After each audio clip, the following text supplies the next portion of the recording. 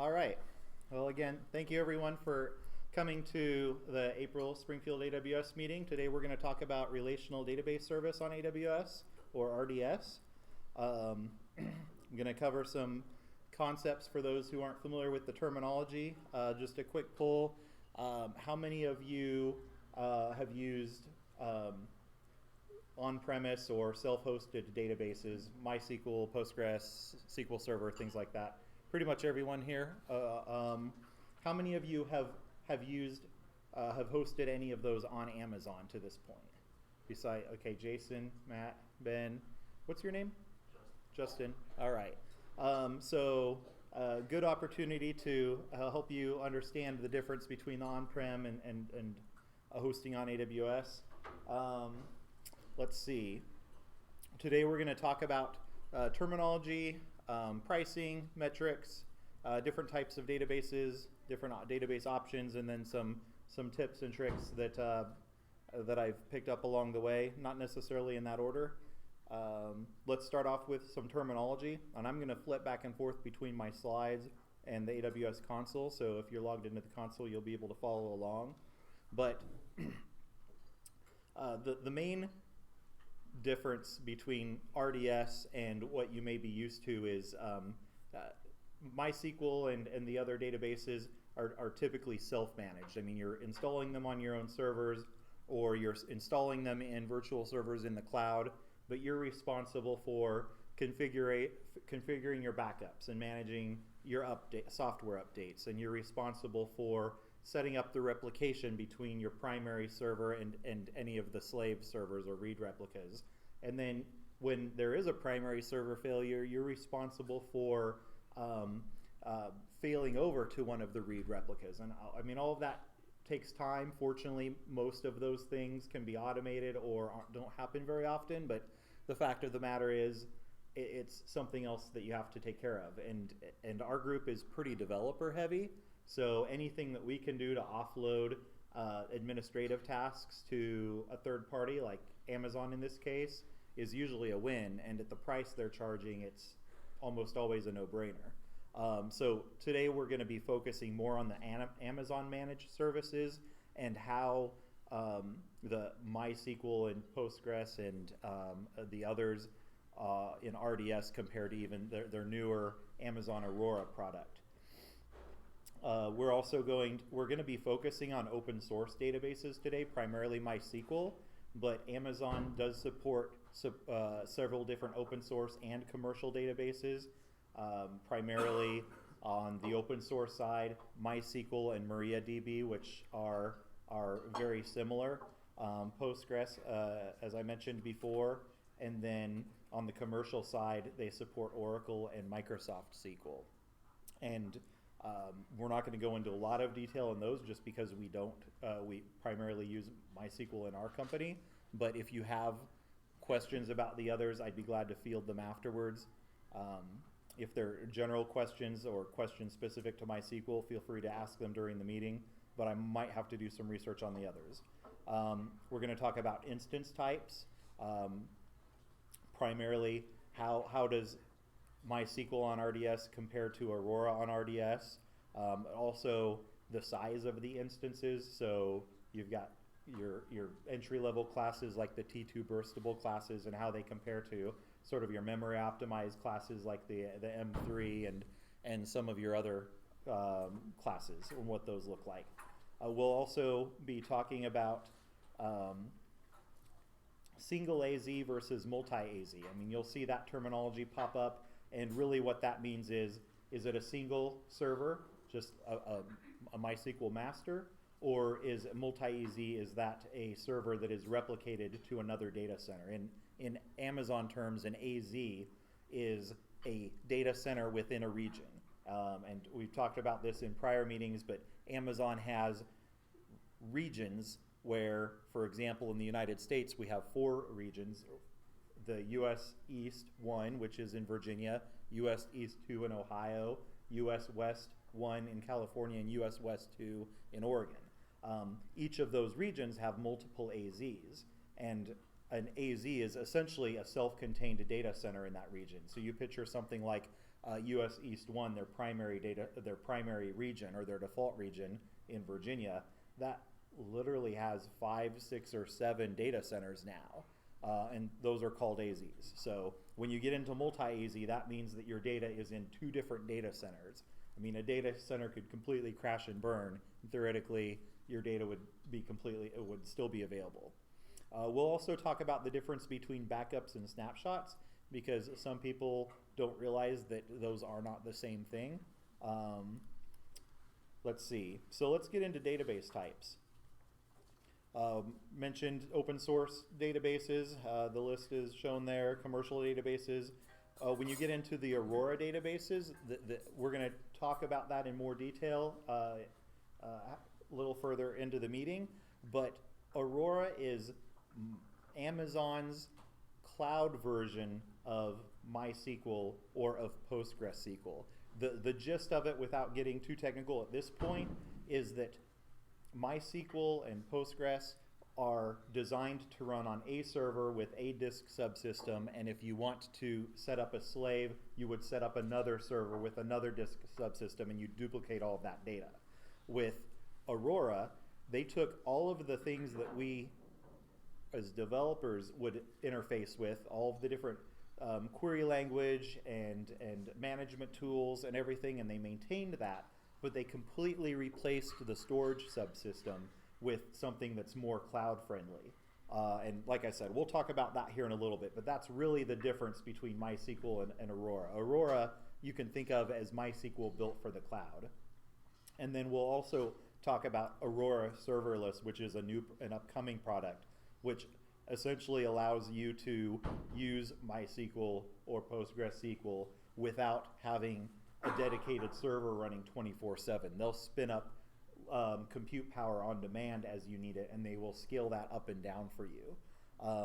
That service is priced by what they call an Aurora capacity unit. So instead of locking in servers, they would charge you for the amount of units you're using at a given time. And one of those units equates to approximately a traditional 2 gigabyte of RAM in a traditional server. So if you look at an instance and it has 4 gigabyte of RAM, and that's what you know you need, you'd be looking at the pricing of about 2 ACUs. All right. Any questions before we drill down into some Aurora specific details? If not, here's a comparison of how Aurora and MySQL compare on a day-to-day basis. And I'm going to talk a lot about it because I really feel like if you're using MySQL on Amazon, it's worth your consideration. Now, granted, if you're hosting a smaller website, you're not going to be worried about replicas, but it's good to know that their MySQL on RDS supports up to 5 replicas, whereas Aurora supports up to 15. One of the more important things to know, because most pretty important database loads are going to have some sort of replication, is that the replication between the master MySQL database and the slave MySQL database traditionally can be measured in seconds or minutes, depending on how heavy the load is. I mean, that's been our experience when we've hosted MySQL on-prem, and even when we hosted MySQL in EC2, which are virtual servers in Amazon.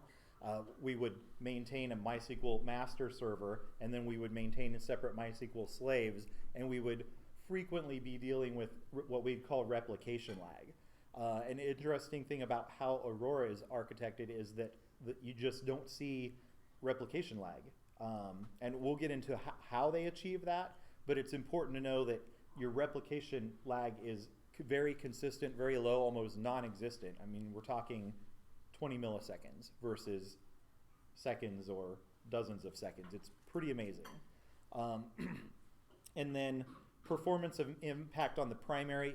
Again, these are for larger installations, but if you have one or more slave servers in a traditional MySQL installation, every time you add one of those, you're adding load to your primary server, because all of you send a SQL update or a SQL insert to your master server, because that's your read-write server, and then it has to send that information out to each of the slaves, which are your read servers, traditionally or most often, those replicas are read-only.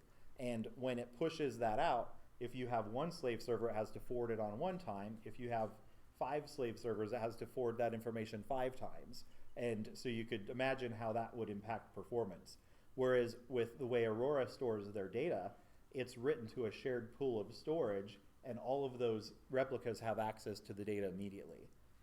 It's just a complete, like I said, the storage subsystem is built for the cloud. It's just a completely different approach. And the next diagram will go into that more. And then if you are ever dealing with a MySQL master and a MySQL slave, another thing that you have to deal with is failing over to the slave and promoting the slave to a master when your master fails. Traditionally, with the way databases work, specifically MySQL, all of your transactions are being written to the raw data files, and they're keeping a bin log or a binary log that stores a record of everything that's been happening in your database. So every single time someone inserts a new record or updates a record or deletes a record, that's written to the disk, but it's also stored in this history log. And then at some point, MySQL will create a checkpoint and say, okay, I know I've written, everything to this point has been committed to disk and is safe, and so if I crash right now, I can at least get that back. Well, let's say that checkpoint has happened and a few minutes have gone by, and then MySQL crashes, and you're talking about a very heavy load where you have thousands or millions of writes. All of that has accumulated in this binary log, and when you bring up your server to recover either the master server or promote a slave server and recover that history, you have to, MySQL has to figure out where that checkpoint is, and then it has to recreate all of those transactions that happened since then that are in your log. Well, a couple bad things are happening there. First off, that process is single-threaded, so it doesn't matter how powerful your master server is, you're going to be waiting a little while. I mean, we've been there, we've done that. I imagine other people who've used MySQL here have probably seen that. The larger the installation, the more painful that process is because it just takes time. And so, I mean, you're already in a down situation, and now all of a sudden you're waiting for the little spinner to keep spinning and hoping that it finishes soon. So compared to the way MySQL works, and that's true with your traditional SQL, that's true with the managed MySQL and RDS, either one of those are going to suffer that same problem. But with Aurora, because of the way they write all of your transactions to this shared storage and they essentially hand that change off to the storage subsystem, if the master crashes for some reason, your issue is that lag I mentioned, that 20 milliseconds or so. Anything that's changed in that last amount of time could be lost, but anything prior to that is generally recovered immediately. The checkpointing process is much more efficient, and you can literally take an Aurora replica, they call them replicas instead of slaves. It's basically a read-only instance of MySQL, and you can promote that to master. Within 20 seconds, it's accepting writes. And that's regardless of the situation behind the scenes. They've tested it time and time, and that seems to be the consistent result. So a huge difference there. And then automated failover with MySQL, there's usually user interaction involved. I mean, if your master fails, you're having to go in and sort of manage that process of either fixing the master or promoting a slave. And with Aurora, all of that is automated. Again, if in our case, we run an Aurora master and we run an Aurora slave. So as far as our application is concerned, it looks just like MySQL. Our application had no idea that we switched to Aurora. But if we decide that we want to take that master offline to install some sort of updates, or the master dies on its own for some reason, that slave is within 20 seconds promoted to the master, and Amazon handles all of that for us. All we have to do is kill off the master, and Amazon figures out what to do.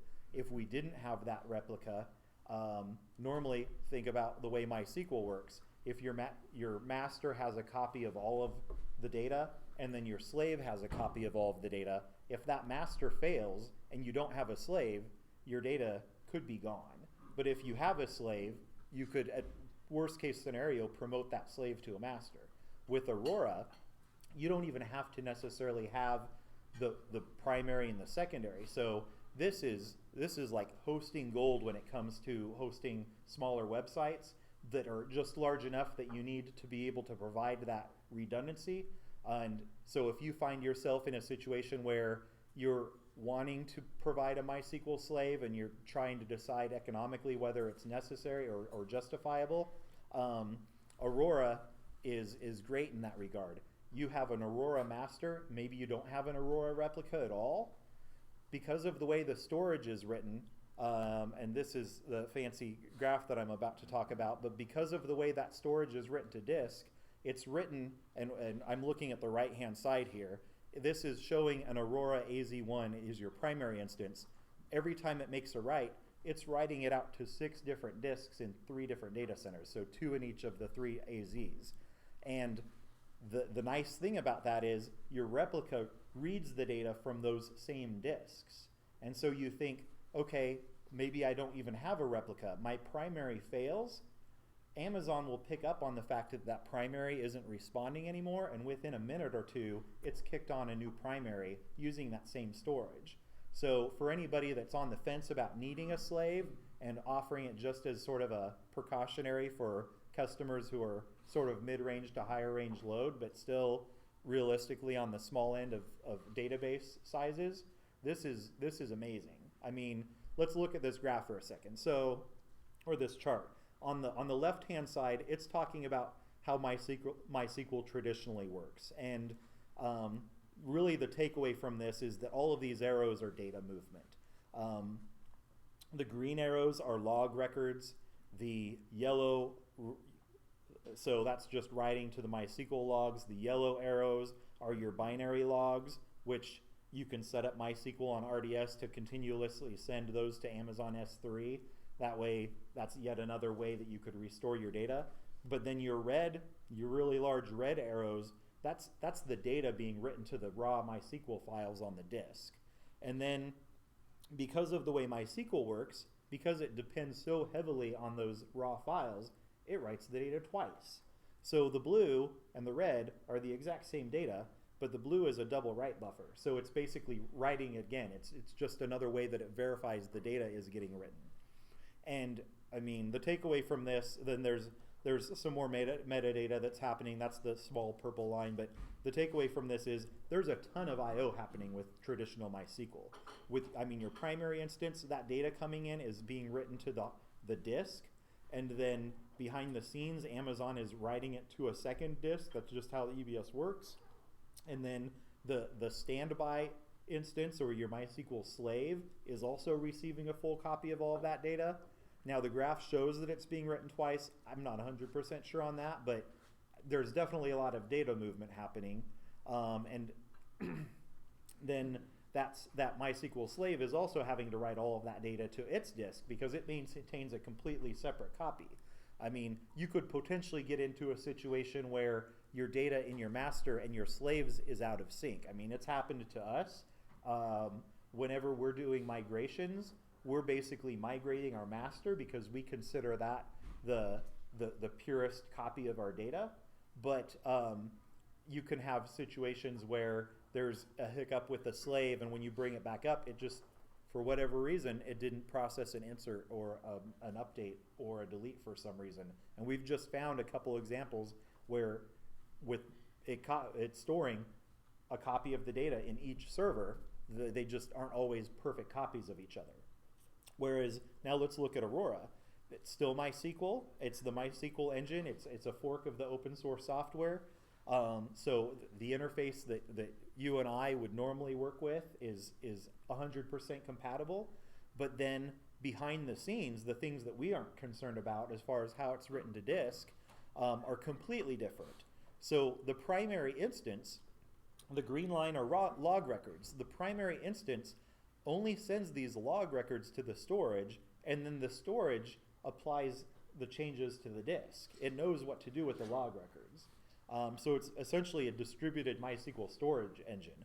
And then the only reason that you have an arrow pointing over to your replica instance is because let's say you update something in the primary server, and but you have your application set up to always read from the replicas.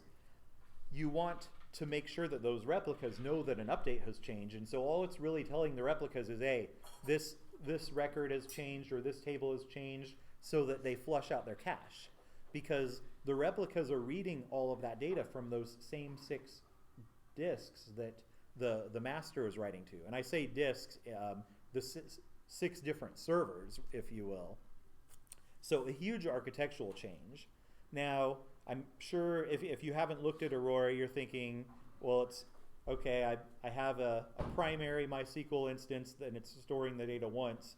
Like now I have a primary Aurora instance and it's storing it 6 times. How much is that going to cost?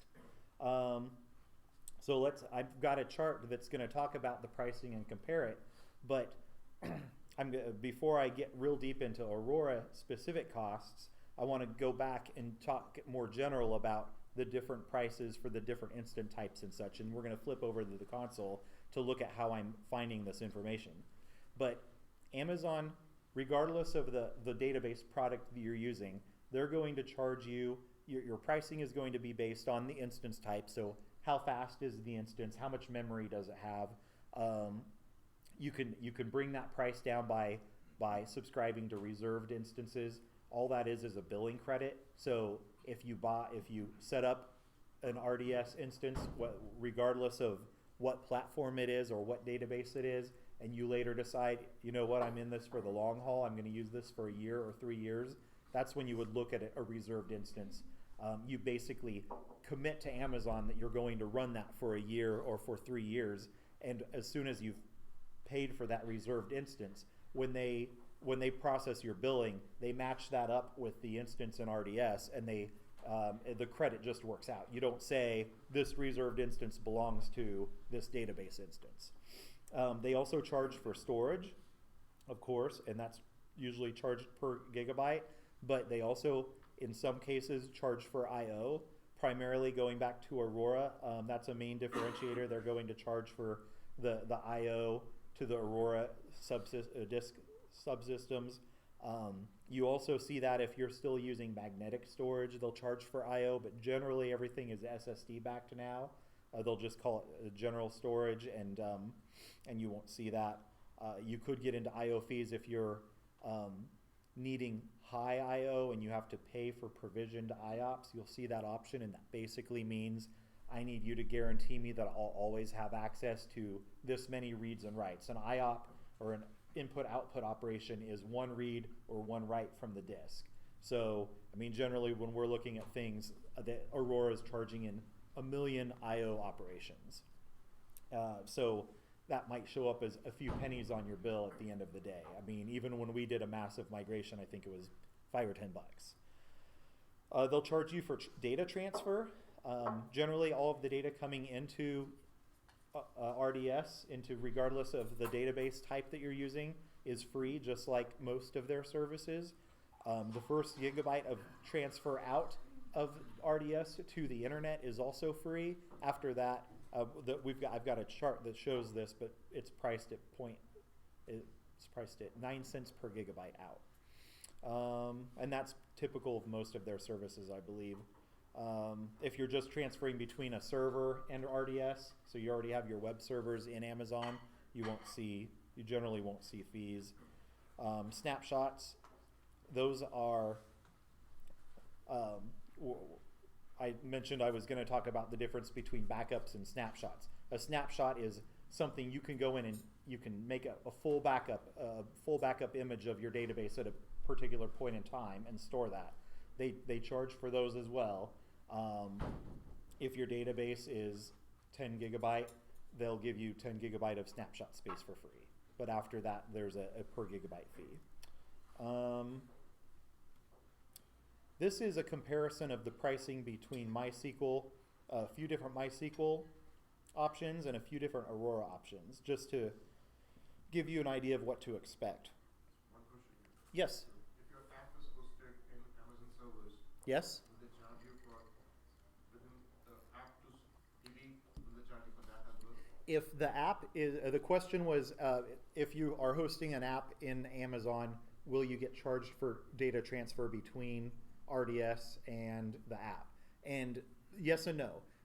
If your app is in the same AZ as the RDS instance that you're hitting, there won't be a fee. If it's in another AZ, there will be a very low fee. If it's in another region, there will be a slightly higher fee. And then if it's outside of Amazon, that's where you see the 9 cents a gig. So it's scaled depending on how far that data has to travel. But that's definitely a good point. I mean, when we're engineering things, we try to keep the apps that need to access the data as close to the data as possible to keep from incurring those costs. So great question. This chart is showing an entry level pricing. So we're looking at T2, which is a burstable instance, and that's the small one. And then we're looking at R3, a larger instance. So let me flip over to the console and show you what this looks like and where I'm finding this pricing. So I'm going to the Amazon console and I'm going to RDS. So I'm just typing in RDS. And this is taking me to my RDS dashboard. It shows me the number of instances that I have running, the number of snapshots that I have, recent events, things like that. When I go to instances, I can launch a new database instance, and it asks me what kind of database I'm launching, and I mentioned each of these types earlier. The pricing for each of these is different. So let's look up the pricing for these. I'm going to use my Google Foo to search for AWS RDS Pricing. And the first non-advertisement match is an Amazon RDS pricing page. Now this view is similar to what we were just looking at when we were about to spin up an instance. It shows each of your database types, and then you can drill down into the pricing for each type. So let's say we were going to create a MySQL instance. Right now the instances in this account, because it's our group's demo account, are being charged by the hour. And so let's look and see what kind of instance we have. This is an RDS MySQL instance, and the size is dbt2 small. So I'm going back to my pricing page. Let me see if I can zoom in for everybody. And so on demand, the dbt2 small pricing is 3.4 cents per hour. And if you multiply that times 720 hours in a month, that'll give you your approximate monthly fee. This pricing page also shows you what a multi-AZ deployment looks like. So I said I'd talk about single AZ versus multi-AZ. Let's walk through creating an instance, and I'll just talk about those options as we go. And it takes a few minutes for it to build out the instance, so I've already created instances to look at afterwards. But I'm going to choose MySQL. I'm going to create a new instance. It's giving me 3 options. It's recommending that I create an Amazon Aurora database, but I also have the option of creating a MySQL database in a production environment, which really just means that it's going to deploy the data to 2 AZs, or I can create a database for a development or test environment, which really just means that it's going to create the database in a single AZ. And remember, with MySQL, each server has a copy of the data. So if I create a dev test MySQL, there's just one copy of the data out there, and it's a higher risk of losing the data if something goes wrong. Whereas if you have in our case, we'll create the production MySQL, which is creating 2 copies of the server, and the downside to this approach is that the second copy is a hot spare of the master. It's not something that we can even use. But if our master fails, they can immediately flip over to it for us. When I go in to create that, it's going to give me a couple options here. Let me go back to the pricing page for a second. I mentioned that we were looking at on-demand database pricing. The beginning of this page shows single AZ pricing. So that's your dev test pricing. And looking at our T2 small, that's 3.4 cents per hour. When we go further down to the multi-AZ, this is going to show us pricing for having the master server and the hot spare master server. I mean, 2 servers. So as you probably won't be surprised, DB T2 small is twice what we just saw above. They were charging 3.4 cents per hour for 1 server. Now they're running 2 servers for you, so they're charging twice as much. Anyway, if you go further down, they talk about the reserved instance pricing for a single AZ, for a multi-AZ. If you're looking at pure MySQL and not Aurora, be sure that you're aware that deploying the hot spare master doubles the price. It also doubles the storage price because it's having to store the data twice. Scrolling way down, I'm trying to get down below all of these instance types to where it shows the other storage fees and such. Your database storage for a single AZ deployment is 11.5 cents per gigabyte. For a multi-AZ deployment is twice that, or 23 cents a gigabyte, because it's storing the data twice. They go into talking about provisioned IOPS and such. I mean, if you get into a situation where you need that, they would heavily recommend looking at Aurora, because that does get pretty expensive pretty quickly, and Aurora doesn't suffer the need for that.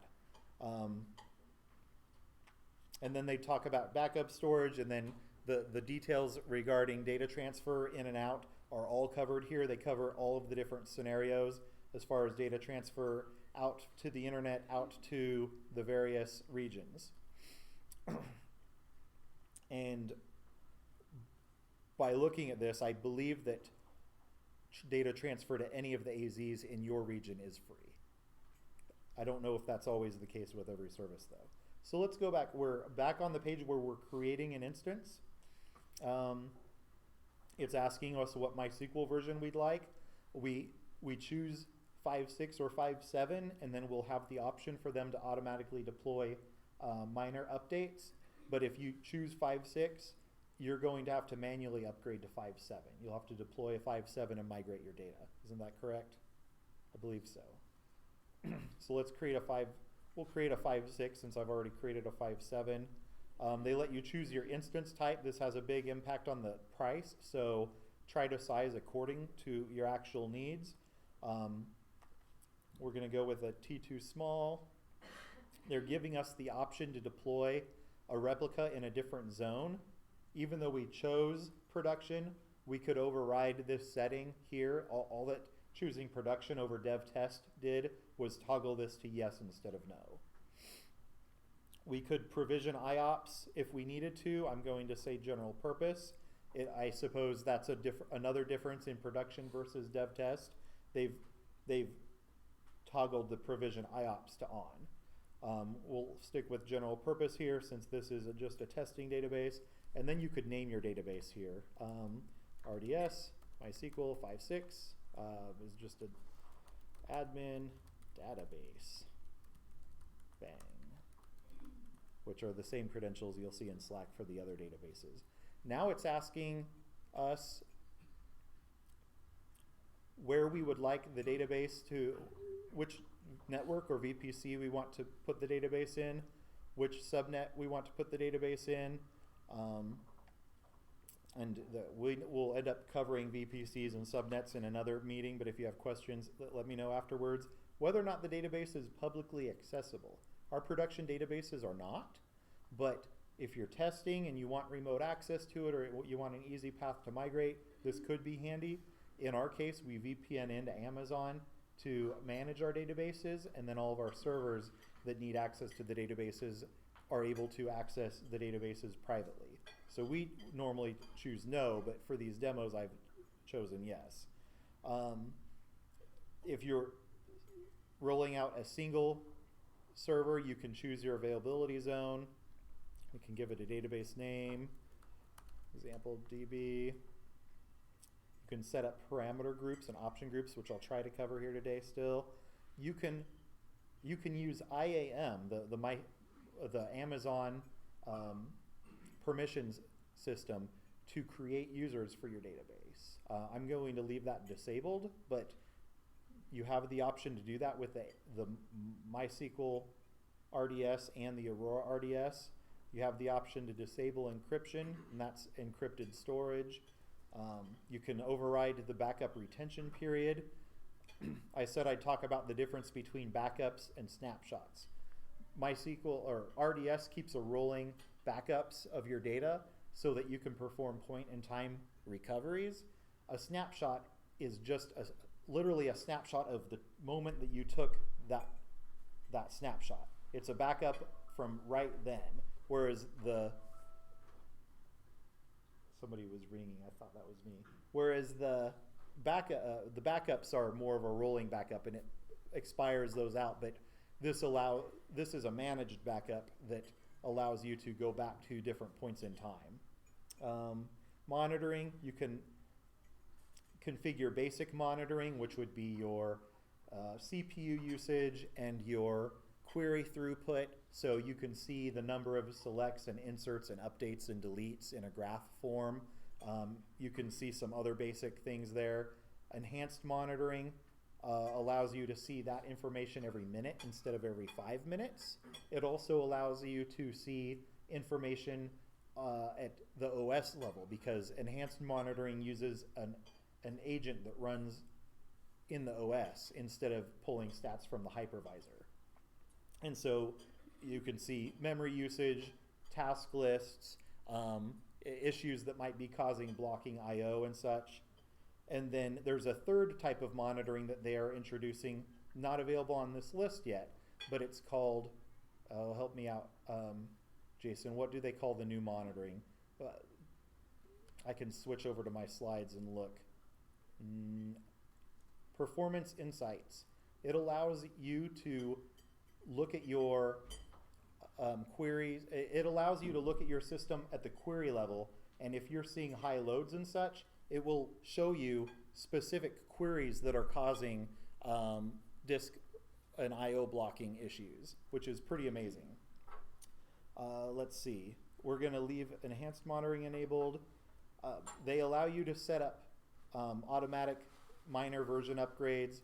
With the backups and the maintenance, they allow you to specify a window where those tasks will happen.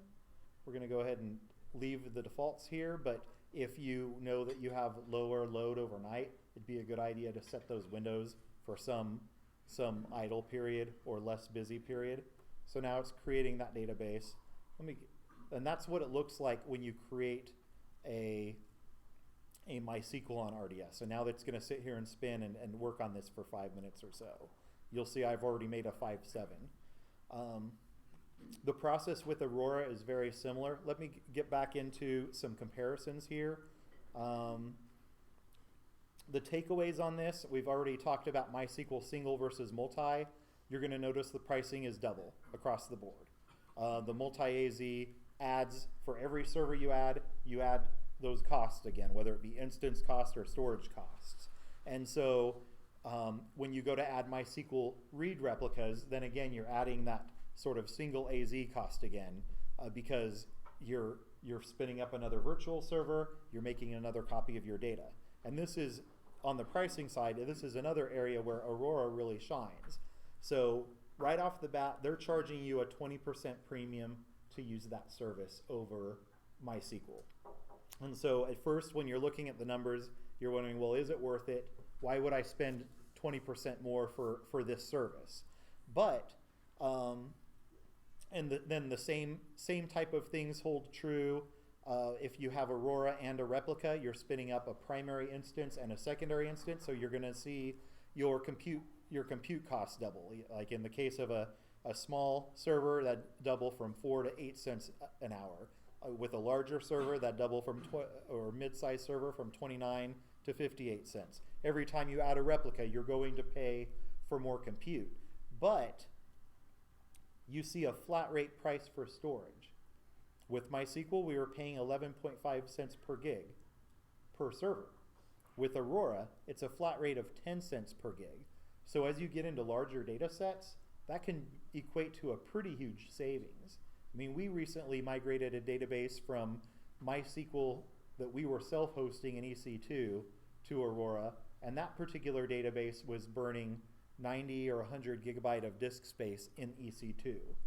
When we moved it, first off, we were shocked that it only showed that it was using 40 gigabyte.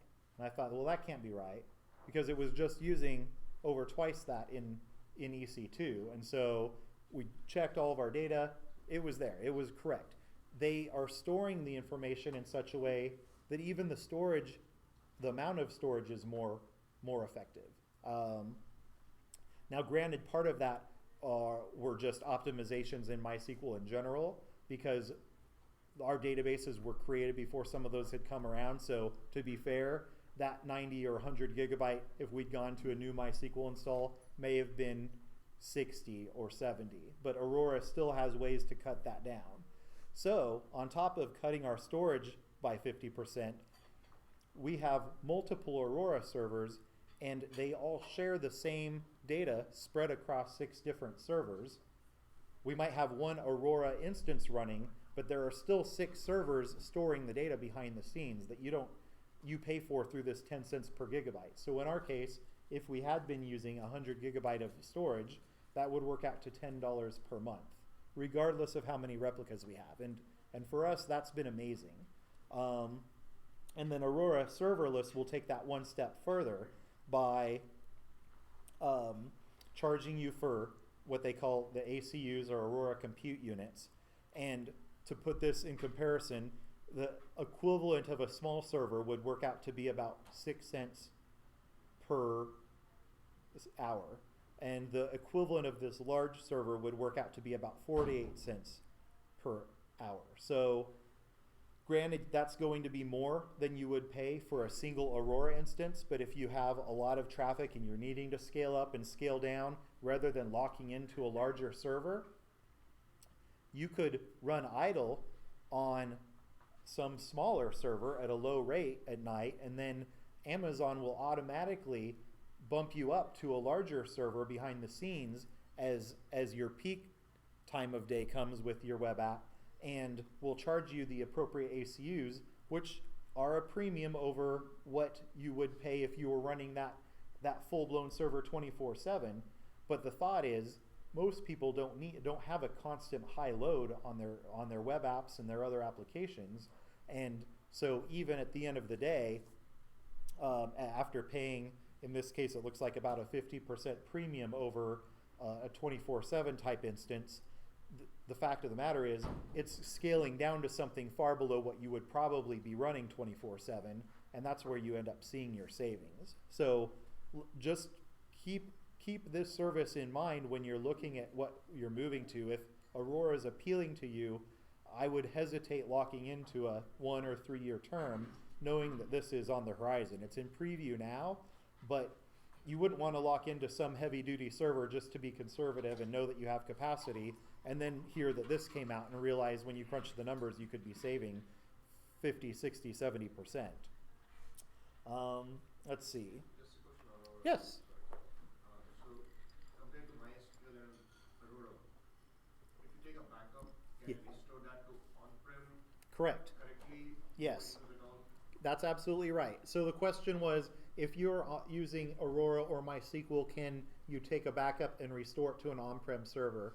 And the answer is absolutely. All of the traditional MySQL management tools that you may be using now or may want to use for those kind of migrations work with Aurora. And so, like, I just watched a video about how Airbnb migrated from MySQL to Aurora, and in their case, they were even able to have all of their writes go to a MySQL master, and then they were replicating the bin log from MySQL to their Aurora cluster, and they were sending all of their reads to Aurora just to make sure that nothing wonky was happening. They make sure everything was working correctly, and so you were even able to use the tools that allow them to do that. But like your MySQL dumps and the sort of custom parallel MySQL dumper tool and different things like that, all of them work fine with Aurora. So absolutely, great question. Any other questions? Ben? Do you know, you mentioned like the recovery time. Yes. I was wondering if you were going to get this, but I didn't ask it earlier, sorry. No, that's fine. You're talking about recovery time Mm-hmm. and it being faster with Aurora and all that stuff.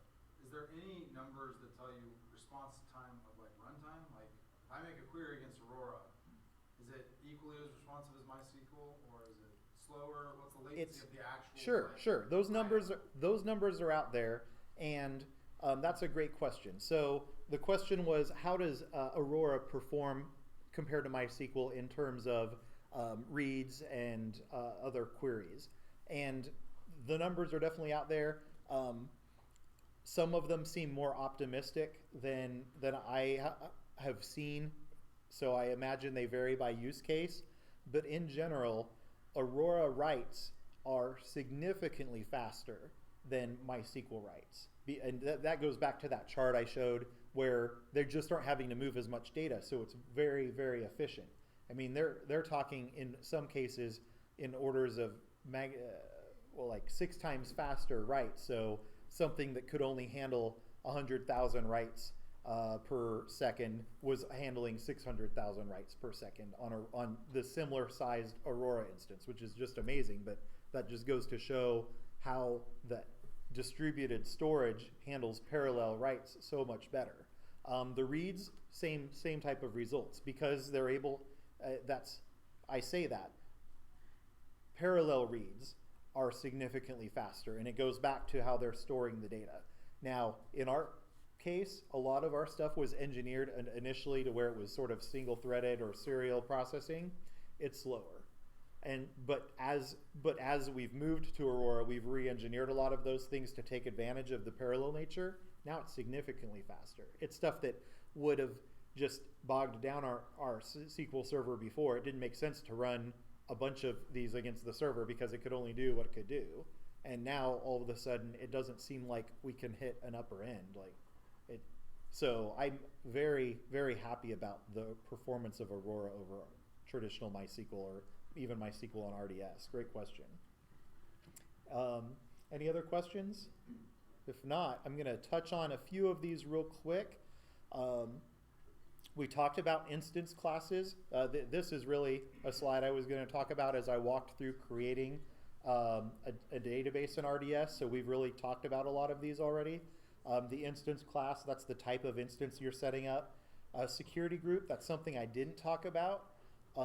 Since RDS runs on an instance just like any other EC2 load, it's considered a virtual server. And you can apply a security group to it. And I know we briefly touched on security groups before, but that's essentially like an Amazon firewall. You can say, I want to allow traffic into this port from these IP addresses. And I'm going to hop over here and look at our instances that we've spun up. And for example, those credentials that I shared in Slack for these existing instances work because when I scroll down and look at the security group rules for this instance, it shows the IP that I created the instance from was allowed to connect to the instance by default, but I went in and edited this security group and I also allowed connections from any IP. And so when you do go in and set up RDS, try to lock it down as much as possible. It's recommended that you not allow access to the world. With this being a demo and deleting it shortly after the meeting, I'm not too worried about it. But to give you an idea of what to expect when you click on that security group, you can click on an inbound tab and this shows you which, I'm going to try to zoom in a little bit, this shows you where traffic is allowed from. And in this case, it's showing traffic coming on TCP port 3306 is allowed from this IP and from any IP. Outbound is not relevant in this case. Let's see. Parameter groups. I was going to cover this briefly in tips and tricks. But yes, Bob. Can you use, instead of IPv4, can you use IPv6? I believe so. They're enabling v6 for more and more services, but I have not tried that, so I don't know. The question was whether or not RDS was V6, IPv6 enabled, and I'm not 100% sure on that. When you're setting up your instance, though, you also have the opportunity to configure parameter groups, and that's something that most people probably wouldn't use right away, but I'm going to flip over to my tips and tricks here. Our use case for parameter groups is to control max connections. Max connections to MySQL or to Aurora. Amazon automatically configures your maximum connections based on the amount of RAM or memory that your instance has. And that equation is shown here on the screen. But for example, if your instance has 2 GB of RAM, that would default to allow for 160 connections. Well, because of the way our software works, we have a lot of different things happening that end up building out idle connections that they're persistent connections rather than recreating them all the time for workers that are just sort of hanging out, and we exceed that minimum or that maximum. And so we can use parameter groups to configure a higher maximum. So don't think that when you hit a no more connections are allowed type error that you have to increase your instance size. It really depends on your situation. I mean, in our case, I know that most of those connections are idle and that we can safely increase it. But we used a parameter group to do that. And just be aware that when you create that parameter group, you have to apply the group to every single instance in your cluster. So for example, if I was looking at this Aurora cluster, when I went to create an Aurora instance, it automatically made a cluster for me. I could drill down to an instance and it will show which parameter groups that instance is in, and you need to make sure that each instance is a member of that group. And you can see that here. It's using some defaults. You can override that. Let me know if you have questions about that afterwards. And then backups, we talked about that. Monitoring, we talked about that. Maintenance, I briefly covered that, but that's essentially when they're allowed to automatically perform software upgrades on your instances. Because keep in mind, an advantage of RDS over self-hosted is that they're taking care of those point upgrades for you so that you don't have to worry about it. And so they need to know when they're able to do that. They're also taking care of backups for you, so they need to know when to do that. We already covered monitoring. Standard monitoring happens every 5 minutes at the hypervisor level. Enhanced monitoring happens every minute at the OS level. Performance Insights is up and coming. I encourage you to take a look at the Performance Insights page. I'll post this slide deck out on Slack afterwards, or link to it in the YouTube channel, or both. Then we talked about these tips and tricks. Any questions? I'll stick around for questions afterwards too if you don't have any you're thinking would be applicable to the group. Ben. So we use this tool called Park My Cloud, which you can park RDS instances overnight. Yes. So say if it's your development environment. Mm-hmm. Is there any built-in ways to turn these things off in Amazon, or is that purely just like Sure. an external service, or like a No. schedule you can set them on in RDS? Or? Well, there's not a schedule, but all of the management, the question was, they use a tool that allows them to park their Amazon servers when they're not being actively used for development or whatever the use case is. And they're wondering if that same approach can be used with RDS services. And while they don't have a scheduler built into the interface, all of the turn on and turn off and everything like that is accessible through the API. So that type of tool that you're using to park those instances should be able to do this when they add that feature. Or there would be other tools that have the ability to park these. And that brings up a great point, just sort of a last thing that I want to touch on, a difference between MySQL and Aurora, and something that you would want to know about in either case. Let's say we have a MySQL instance and we want to create a replica. We have a couple options here. We can create a read replica, meaning a MySQL slave. We can create an Aurora read replica, which means, okay, we want to move this to Aurora, and then after that Aurora replica is created, we could promote it to an Aurora master and do away with the standard MySQL. we can also take a snapshot, and then what I'm thinking your API would do is it would take a snapshot of the MySQL server, it would delete the MySQL server, and then it would create a MySQL server based on the snapshot. And all of that can happen very quickly. There isn't really a pause with MySQL. Yeah, so we use SQL Server, so. And SQL Server will have a similar option. And now this won't apply to you since you're using SQL Server and that's not compatible with Aurora. But let's say you're using an Aurora. A significant difference is that you can you could still take the snapshot and delete, but something that I wanted to point out here that some people aren't aware of is you can also create a replica of this instance, and not a replica, sorry. Let me go back one.